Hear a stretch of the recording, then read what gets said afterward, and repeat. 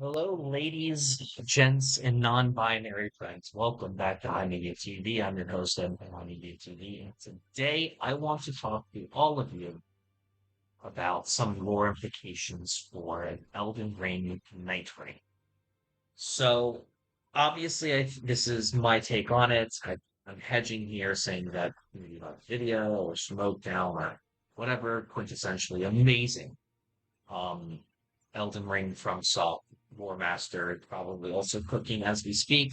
But I wanted to point out some things that I noticed, not only in the trailer, but also in the game. So I want us to just real quickly take a quick look at the trailer once more. So you can just my buttons hidden. I'm gonna put this down so I want to fast forward just a bit. One place I'm looking for, but Chosen. Running. Seekers of redemption. Seekers of You were Redemption. chosen. So Seekers of Redemption, you were chosen. Again, you're tarnished, given the sudden grace, called back to the lands of Truth. Thrown together by forces beyond their control.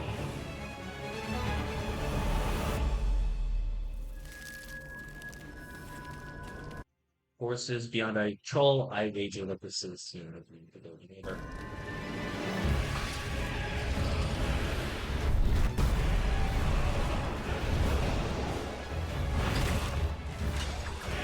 Yep.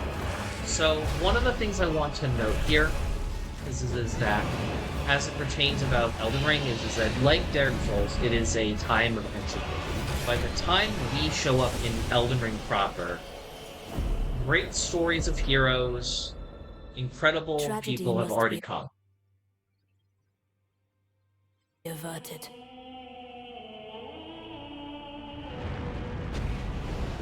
And for that, Okay. I need your help. Right? There is some souls coming in. I'm waiting for the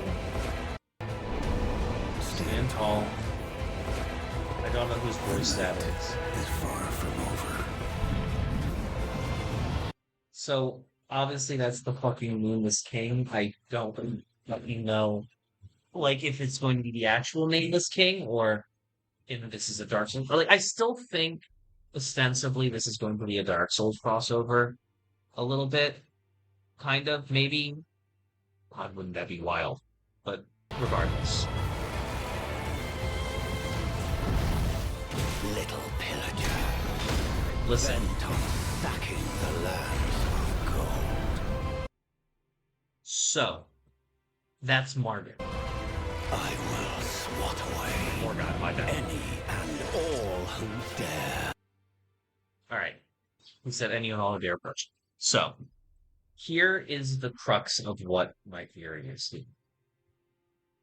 Because Elden Ring takes place in a ostensibly entropied world where ages have come and passed and come and passed, and everything is decrepit.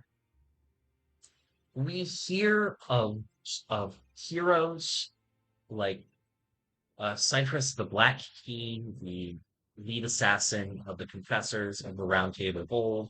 We hear about we see the puppet Pindra, the arrow. We see Jarbarn, the Jar. We there are plenty of heroes and great names who have all come to the lands between and fought and died and lost themselves fighting to become Elven Lord. I think that Night Reign is the story of those times. I think this is when I think the Night Lord, and the reason I not thought that is I was playing Elden Ring on stream. It started New Game Plus. I started journey number 48 or whatever, 47. And I killed Margit, and he said, live in fear of the night. The night. The hands of the fell omen will shall book thee no quarter. Live in fear of the night. And so And so that was one of the things that made me feel like, go back to I want to push a couple things. So first of all, let's hop on over here to Etna, Grandma Etna. All right, yeah. So I can't actually do it with the back because I actually haven't eaten Morgan yet. But you know what? That's fine. Whatever. So we go down here to his shawl. Having slaughtered countless champions during the Shattering, the Fellowman has become a horror to those who harbor ambitions for the third tree or for lordship. Of the cloak of a ragged fur worn about the exposed body of Martha. So want to note that when he says live in fear of the night, that this also harkens back to a mechanic that was supposed to exist in Elden Ring, but they weren't able to get working. This harkens back to Dark Souls 2. The pursuer boss in the beginning of Dark Souls 2 was actually supposed to be a boss that constantly follows you in different points of the game. It's something that's just spring up out of nowhere and attack you. They wanted to do this again for um the Black Knight's Cavalry, but they did not get it working. So let's see what the Knight's Cavalry armor, which I'll say the same thing. Worn by the Knight Cavalry who ride funeral steeds. The Knight's Cavalry, who now wander the dim roads of night, were once led by the fell Omen, and were deliverers of death for great warriors, knights, and champions. Well, please verse a little bit more. We're going to look at the Knight Rider's Blade, which says a jetback blade. This, yeah, it's the funeral snuff things. Here's what I want to articulate, right?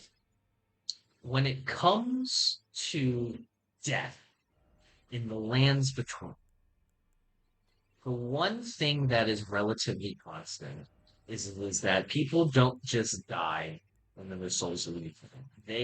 Something else metaphysically happens. One of the ways that used to be was ghost land. In fact, if your body is burned to cinders, there is still, your soul will be released once your body is released. That's part of the reason why Mesmer's flame is so insidious, because even once your body is burned, your soul is still here, manifests in its own way. There is no rebirth. That's why you still see people and warriors at the Bellerot, the tower settlement still around and exist. It's because their bodies have burned, but their spirits are still stuck there. It is a hellish existence. The night and fire very much have a kind of odious relationship with them, as does water and death. So, for those who may not remember, like when you go into, say, the Cerulean coast, I'll go out here just so we have a screen shot for an example. In the world of Elden Ring, the ocean is very, very much a critical part of like sea imagery, like oceanic imagery is very prevalent in cases of death. So, like, for example, you have the jellyfish. The jellyfish in Elden Ring, are ghostly, haunting things that usually are around water, either water or like rain or snow, in case of places like the Crown Top of Giants. Also, in the Cerulean Coast. In the Cerulean Coast, one of the things and features, especially in the, uh, stoned feature, is you see all of these. Let me see if I can actually find it better. Stone Coffin feature. Let me see if I can actually find a better look-alike thing. Let me just put this in the tab. Let me look like. If you see hanging out, you see all of these coffins, but they're also ships, and it's all over the Cerulean coast. Like, it's very much, you know, death is you know, death is some like going out to sea, and a watery grave is also seems to like being carried out to sea or engage, or like the water will bring death. And so that's why I believe that these two elements, death as it exists as a primordial thing in regards to, the water and fire, I think that is why, there is that, death ring that is around during night rain, as you can see here, which kills, fauna and or like kills sentient beings. And it's also why I think this, when we see it, has an almost fire like aesthetic to it. So like you get a little bit of a more of a close up here as it comes closer. Like it's too starkly blue to just be ghost flame, but I feel like it is with so many avenues for death to be taken: black flame, ghost flame, fire in general, bird tree burial, uh um uh uh, funeral pyres, just all of the things that lead to actual death. Um, and I think that the uh, the Night Lord is the physical manifestation of some sort that is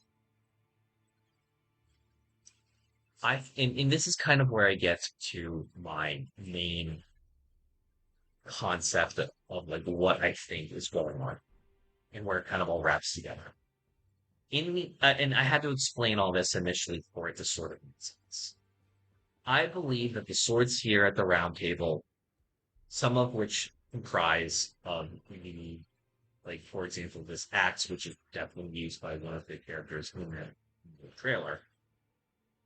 I'm a believer that the round table hold that Night Reign occurs during the founding or early founding of the round table. It occurs, at some point before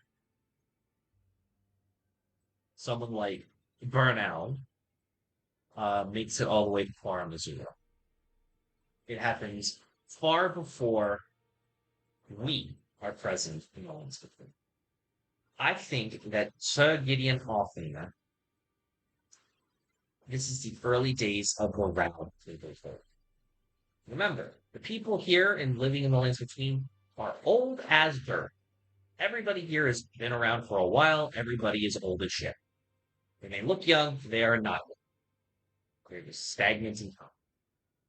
And so I believe, I believe that you are one of the early powerful champions that were one of the initial or one of the subsequent groups that were members of the Round Table. Not only that, I also think that due to this being so soon after the shattering, maybe not so soon that it's fresh, but like obviously it's a thing. Margaret is in charge of Lindell and has presumptive power over, yeah, I think he also somehow, not sure how, has control over not him not being the fellow, but leadership over a group or organization called the Fel. And I think that the Night Lord in question is a either a servant of Lindell or Margit, or is a entity that has a shared aligned goal with Margit of preventing Margit, whatever it's of preventing Carnage from becoming Elden Lord. And I think that this was the first true stopgap that was preventing. Um, I think this was the true initial thing that was preventing Tarnished from being able to meaningfully explore the land between and voted. It was part of the reason why so many were just in Limgrave initially.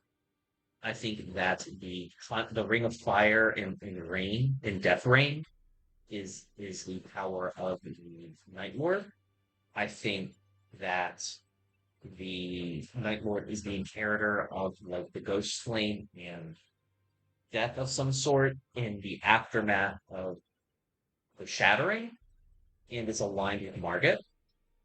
And I think that ultimately, when we end up killing the Night Lord, which is the ultimate goal here, so we can actually get to more parts of the Ring of the Queen that they're giving us in, I think that this um, will result in um, not only Margit having a much more difficult time killing champions, it also means that his power is diminished. I think that the reason why Margit even has while Margit is the Night Cavalry is not as powerful as it used to be. Why the you're not able to do as many things is because obviously the themes of entropy and things diminish and get taught. Other thing I think is true is that at the end of the day, I think that we are playing in a time period where the people are stronger. The tarnishes that we bring with us are more Herculean and powerful, and they are being pushed back. But we are a tarnish of no renown. We are a tarnish that was basically what we were like America was lucky that we um America was lucky that we even figured it that we even figured it out. So I think that fundamentally at the end of the day, um just to wrap things up, this game is going to be a prequel. This game is going to be a prequel. This game is going to be fleshing out more of the Round Table polls, and I don't think we're going to see much things being explained. I think this is going to be a much more character centric thing. I would not be surprised if we see the Round Table polls at its heyday, when it was not just a forlorn organization, where it was an actual organization of Tarnish that were actively trying to reestablish order. Actively. I think it is. I think it's going to be interesting to see what ends up happening. I think. I don't. I think there. I feel like I'm missing some. I feel like there's something in my head that I am missing here. I know that. I know that the night is I feel like my connection, the connection of water is there, the connection of fire is there. I'm not sure how they coalesce here. And I also know that Margaret the Fellowman, and the Night Riders, they're stay in fear of the night. I don't think that connection is without merit. But I'm not sure what the fucking bridge is between Margaret trying to keep motherfuckers out of Limgrave, the fire and water attributes that try and kill anything through that lens, and how those connect and what they're like. It can't be killing Margot. Can't be the Night Lord. It can't be because we killed Margot eventually.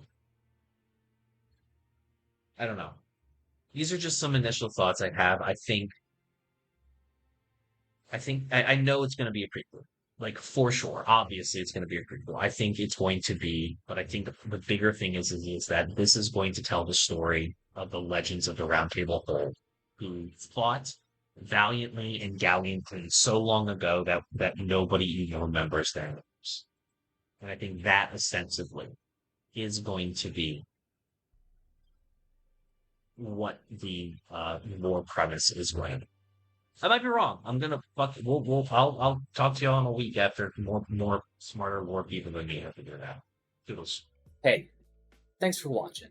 If you want to talk to me outside of this video, outside of live streams, or just join the community and be a part of it, you can do so at himedia.gg/discord. Discord links there. We'd love to have you. And given the financial situation of the economy right now, I know this is a tall ask, but if you have the scratch to spare, please consider donating and becoming a supporter at himedia.gg/tip.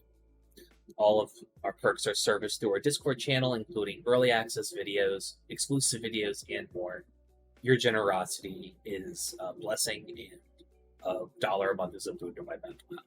Thank you so very much for watching. I appreciate you, and have a great day.